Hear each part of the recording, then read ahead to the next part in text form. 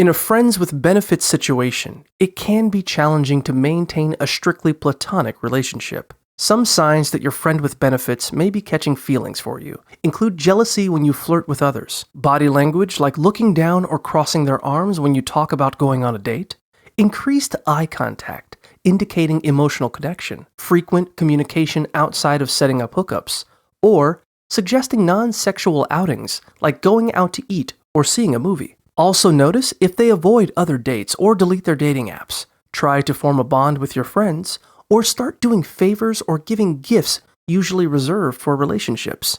It could be a sign that they are falling for you if they start disclosing personal information and having deep conversations with you. Try to impress you by bragging about their achievements or wanting to spend the night even without sex.